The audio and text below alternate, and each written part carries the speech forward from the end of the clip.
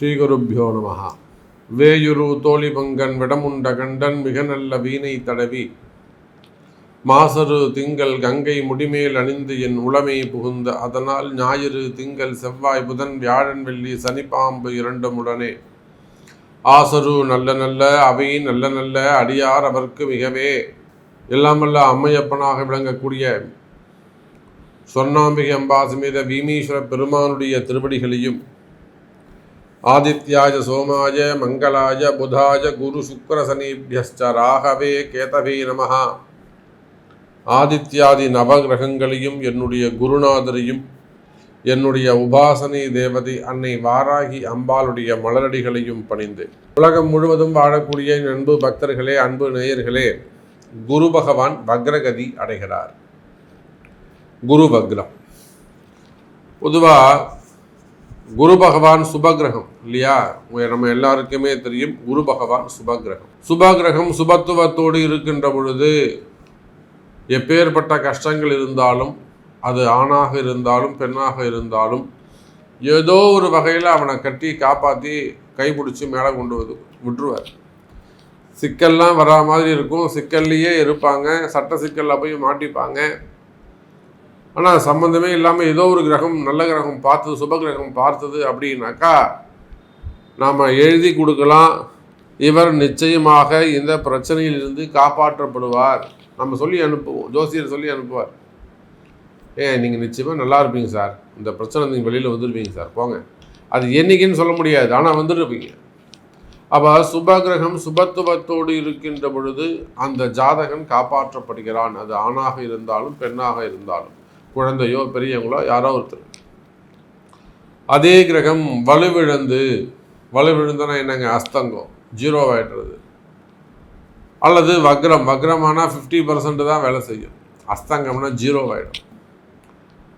அப்போ வக்ரகதி அடைகின்ற பொழுது அந்த சுபகிரகமே ஆனாலும் அது 50% தான் வேலை செய்யும். இதெல்லாம் நம்மளுடைய ரிஷிகள் நமக்கு சொல்லி கொடுத்துருக்குறாங்க. ஒரு கிரகம் நேர்நிலையில் நிற்கின்ற பொழுது 100% வேலை செய்யும், வக்ரகதியில் இருக்கும் பொழுது 50% வேலை செய்யும். அஸ்தங்கம் ஆகுமே ஆனால் அது வேலையே செயலிழந்து விடும், 0 ஆகிடும்னு சொல்கிறாங்க. அப்போது நம்முடைய ஆதித்யாதி நவகிரக மண்டலத்திலே தேவாதி தேவர்களுக்கெல்லாம் பிராமணனாக விளங்கக்கூடியவன் அந்த குரு பகவான், பிரகஸ்பதி அப்படின்னு சொல்லக்கூடிய குரு பகவான். நம்ம எல்லாருடைய புண்ணிய கணக்குகளை அவன் தான் கையில் வச்சுட்டு இருக்கார். பிரஜாபதி அப்படின்னு சொல்லக்கூடியவர். இன்னொருத்தருடையும் நம்ம கணக்கெல்லாம் இருக்குது, தர்மராஜன், தர்மராஜன், அவர்கிட்டையும் நம்ம பாவ கணக்கெல்லாம் அவர்கிட்ட இருக்கும். புண்ணிய கணக்கு பூரா நம்ம குரு பகவான்கிட்ட, பிரகஸ்பதி கிட்ட இருக்கும். பிரஜாபதின்னு சொல்லலாம், பிரகஸ்பதின்னு சொல்லலாம்.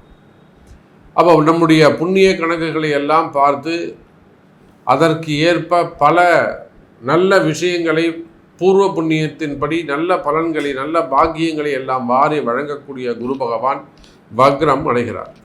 வக்ரம்னா என்ன சார் அப்படின்னா, சூரியன் ஒரு கிரகத்திற்கு, அது எந்த கிரகமாக, எல்லா கிரகமும் சந்திரனை தவிர எல்லா கிரகமும் வக்ரம் அடையும். நல்லா புரிஞ்சுக்கணும். சந்திரனை தவிர சுக்கிரன், புதன், செவ்வாய் இவங்க 3 பேரும் வக்ரம் அடைந்து ரொம்ப ரேர். புதன் அடிக்கடி அஸ்தங்கம் ஆகிடுவார், சுக்கிரன் அஸ்தங்கமாகலாம், செவ்வாய் அஸ்தங்கமாகலாம், ஆனால் வக்ரம்ங்கிறது ரொம்ப ரேர். அப்போது வக்ரம் என்பது என்ன அப்படின்னு கேட்டிங்கன்னா, இதுதான் ஃபார்முலா. ஒரு கிரகத்திற்கு, குறிப்பிட்ட ஒரு கிரகத்திற்கு சூரியன் 5ஆம் பாவத்தில் வருகின்ற பொழுது அந்த கிரகம் வக்ரம் அடைகிறது. அந்த குறிப்பிட்ட கிரகத்திற்கு அதே சூரியன் 8ஆம் பாவத்திற்கு வருகின்ற பொழுது அந்த வக்ரம் நிவர்த்தி அடைகிறது. அப்போ சூரியனை விட்டு விலகி போகிறாங்கன்னு அர்த்தம், கொஞ்ச நாள் மறைஞ்சி இருக்காங்கன்னு அர்த்தம். சூரியனுடைய வெளிச்சம் ஒளியை பெறுகின்றது தான் எல்லா கிரகமும். சூரியன்ட்டு ஒளியை வாங்கி நம்ம எல்லாருக்கும் பலனை கொடுக்குது. இந்த வக்ரகதியில் இருக்கிற போது சூரியன்ட்டு வாங்கக்கூடிய வெளிச்சம், ஒளிய தன்மை குறைகிறது, அதனால் அது வக்ரம். அப்போது இந்த இடத்துல குரு பகவான் வக்ரகதி அடைகின்றார். அக்டோபர் மாதம் 15ஆம் தேதி 2024, 15/10/2024 முதல் 11/2/2025 வரை, புரியுதுங்களா? அக்டோபர் 15ஆம் தேதியிலிருந்து பிப்ரவரி மாதம் 11ஆம் தேதி வரையிலும், ஐப்பசி மாதம் முதல் தை மாதம் வரை இங்கே குரு பகவான் வக்ரகதியில் இருக்கின்றார். இந்த வக்ர காலத்தில் ஒவ்வொரு ராசிக்கும் இந்த குரு பகவான் என்ன பலனை தரப்போகிறார் அப்படின்னு பார்த்துக்கலாம். பாருங்கள். அன்பார்ந்த மேஷ ராசி அன்பர்களே, குரு பகவான் வக்ர காலத்தில் இப்போ பொதுவாக மேஷ ராசிக்கு குரு பகவான் ராசிக்கு 2வது இடம் அப்படின்னு சொல்லக்கூடிய தனஸ்தானத்தில் இருந்து வருகிறார். அப்போ நம்ம என்ன சொல்லலாம்னா, எனக்கு தெரிஞ்சு என்னுடைய கிளைண்ட்ஸ், என்னுடைய பக்தர்களை வைத்து நான் சொல்கின்ற பொழுது நிச்சயமாக மேஷ ராசி என்பர்கள், ஏன்னா எத்தனையோ மேஷ ராசி என்பர்கள் நம்மளோட ஜாதகம் பார்க்க வராங்க, தொழில் செய்யக்கூடியவங்க வராங்க, கம்பெனி தொழில் நிறுவனங்கள், பெரிய பெரிய ஃபேக்ட்ரிஸ் வச்சு நடத்தக்கூடியவங்க, கம்பெனியை வச்சு நடத்தக்கூடியவங்க, பிஸ்னஸ் பண்ணக்கூடியவங்க, விவசாயம் பண்ணக்கூடியவங்க, எத்தனையோ மேஷராசிகள் அன்பர்கள் உலகம் முழுவதும் நம்மிடத்திலே வருகிறார்கள். அப்போ அவங்கள வச்சு நான் சொல்லணும், ஒரு பதில் சொல்லணும் அப்படின்னாக்கா, என்னை பொறுத்தவரையிலும் மேஷராசி என்பர்கள் எவ்வளோ கஷ்டத்தில் இருந்தாலும் ஒரு 80% மேஷராசி என்பர்கள் சிறப்பான முறையில் அடுத்தடுத்து அந்த கஷ்டத்திலேருந்து கொஞ்சம் கொஞ்சமாக விடுபட்டு மேலே வந்துக்கிட்டு இருக்காங்க என்பது தான் நிதர்சனமான உண்மை. அப்போது ஒரு 80% மேஷராசி என்பர்களுக்கு வருமானம் சிறப்பாக உள்ளது, காசு பணம் வரவு டிரான்சாக்ஷன் எல்லாமே நன்றாக நடந்து கொண்டிருக்கிறது. அதாவது பழைய ஆண்டுகளை, கடந்த காலங்களை நம்ம சிந்தித்து பார்க்கும்போது, இல்லை மேட்ச் பண்ணி பார்க்கும்போது இப்போ ஒரு பெட்டரான பீரியடாக இருந்துக்கிட்டு இருக்கு. இந்த காலகட்டத்தில் தனஸ்தானத்தில் இருக்கக்கூடிய குரு பகவான் வக்ரம். ஏன்னா நீங்கள் மேஷ ராசியானாலும் மேஷ லக்னம் ஆனாலும் அந்த குரு பகவான் வக்ரகதி அடைகிறார். பாக்யாதிபதி 9, 12 கூடியவன் வக்ரம் அடைகிறார். அப்போது மேஷ ராசி என்பர்களே இந்த வக்ர காலத்தில் சற்று கவனமாக நடந்து கொள்ள வேண்டும். ஒரு பிஸ்னஸ் பண்ணிகிட்டு இருக்கீங்க, தொழில் செஞ்சுக்கிட்டு இருக்கீங்க, தொழிலில் தேவையில்லாமல் எதையும் ஒரு சட்ட சிக்கலில் போய் மாட்டிக்கிட்டீங்களா அப்படின்னு பார்க்கணும். அப்படின்னா ரொம்ப நிதானமாக எதையும் சிந்தித்து ரொம்ப டீப்பாக அனலைஸ் பண்ணி அதுக்கப்புறம் தான் செயல்படக்கூடியவராக இருப்பீங்க.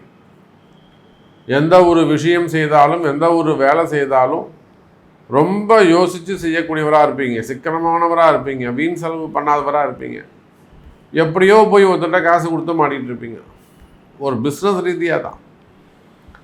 அப்போது பணங்காசுகள் முடக்கம் ஆகின்றதா உடனடியாக கவனிக்க வேண்டும். உடனே உங்கள் பர்த் சார்ட்டை எடுத்து பார்க்கணும். சாமி இருந்தாங்க பாருங்கள், நான் இதுவரையிலும் எந்த சிக்கல்லையும் போய் மாட்டினதே கிடையாது சாமி, இதுதான் ஃபஸ்ட் டைமு இப்படி இருக்குது, நாம் இதுக்கு என்ன செய்யணும்னு பார்த்து அதுக்கு இமீடியட்டாக ஒரு ரெமெடி, ஒரு இமீடியட்டாக ஒரு பரிகாரம் செய்து கொள்வது சிறப்பு மேஷராசி என்பர்களே.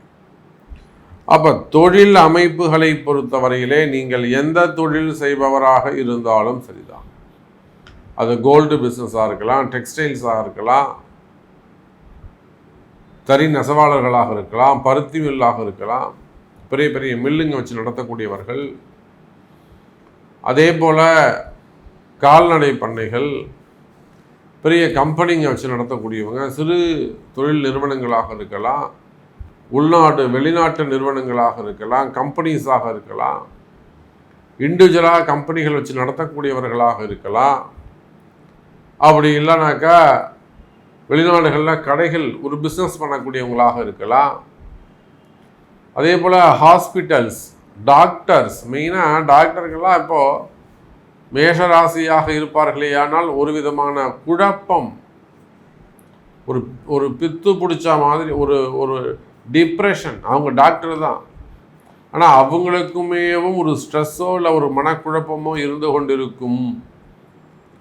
அதே போல் ஹாஸ்பிட்டல்ஸ் வச்சு நடத்தக்கூடியவங்க, ஸ்கூல் காலேஜஸ் வச்சு நடத்தக்கூடியவர்கள், இவங்க எல்லாமும் ஒரு பணத்தை போட்டுட்டு தேவையில்லாமல் போய் ஒரு சிக்கலில் மாட்டிப்பாங்க, சம்பந்தம் இல்லாமல் சிக்கலில் மாட்டிக்கொள்வார்கள். பிஸ்னஸ் பண்ணக்கூடியவங்க. அப்போ அல்லது ஒரு தொழில் முடக்கம் இருந்துகிட்டு இருக்கும், அல்லது ஒரு வருமான முடக்கம் இருந்துகிட்டு இருக்கும். மெயினாக ஒரு பிஸ்னஸ் முடக்கம், அந்த மாதிரியான முடக்கம் இருக்குமே. ஆனால் மேஷராசி அன்பர்களே, இதுதான் உங்களுக்கான கால நேரம்.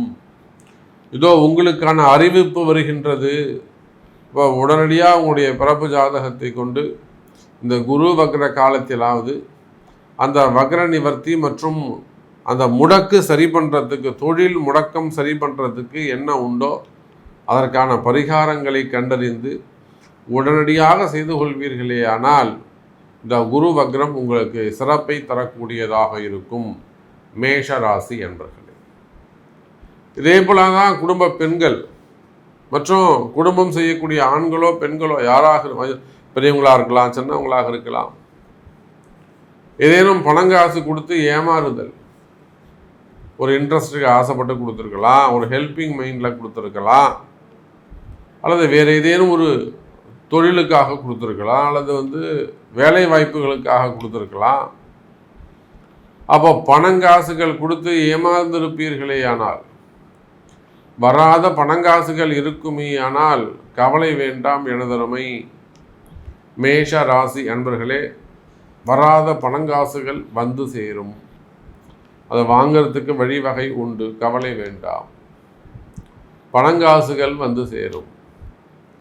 அதே போல மேஷராசி அன்பர்களே, சொத்து பிரச்சனைகள் இருக்குமே ஆனால் அந்த சொத்து பிரச்சனைகளும் நிவர்த்தி ஆவதற்கு வாய்ப்புகள் உண்டு. அது அண்ணன் தம்பிகள் ஃபேமிலிக்குள்ளேயா இருக்கலாம், ஃபேமிலிக்கு வெளியிலையா இருக்கலாம், அல்லது உங்களுடைய இன்வெஸ்ட்மெண்ட்ஸாக இருக்கலாம், share market, stock market, something bitcoins.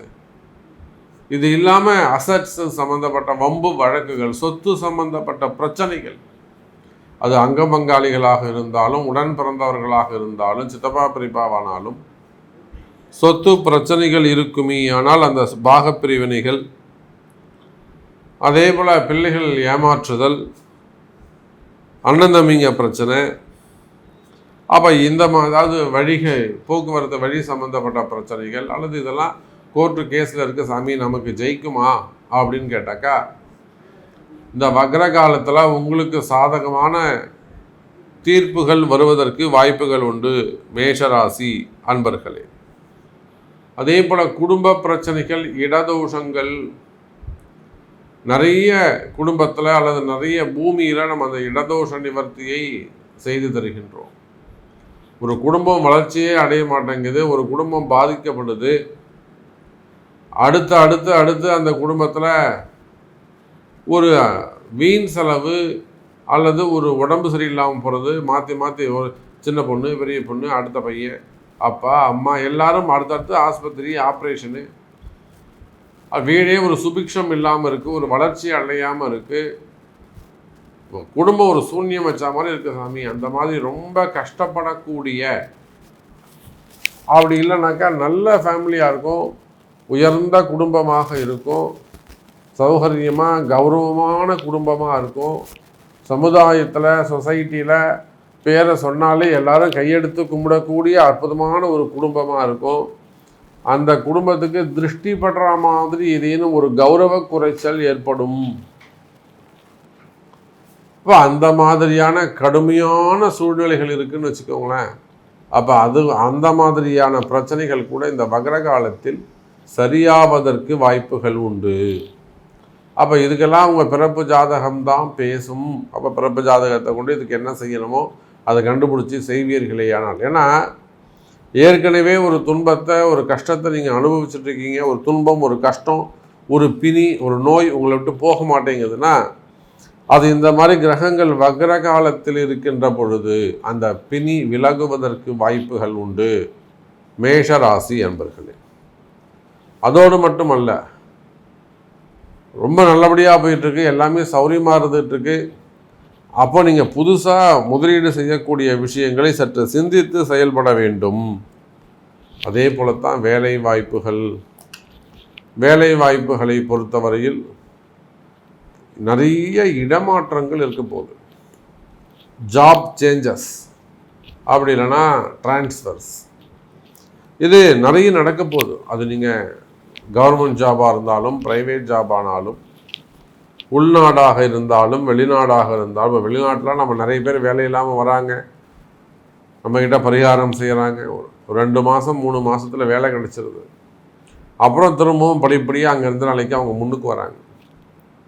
நிறைய அன்பர்களை நாம் பார்க்குறோம். அப்போ வேலை வாய்ப்புகளை பொறுத்தவரையிலே நல்ல இடமாற்றங்கள் உண்டு, வேலையில் நல்ல முன்னேற்றம் இருக்கும், ப்ரமோஷன்ஸ் இருக்கும். அதே போல் வேலை இழந்தவர்களுக்கு மீண்டும் வேலை கிடைப்பதற்கு வாய்ப்புகள் உண்டு. மேஷ ராசி அன்பர்களே, அதே போல் ரொம்ப முக்கியம் அவங்களுக்கு மனசில் இருக்கக்கூடிய பயம்.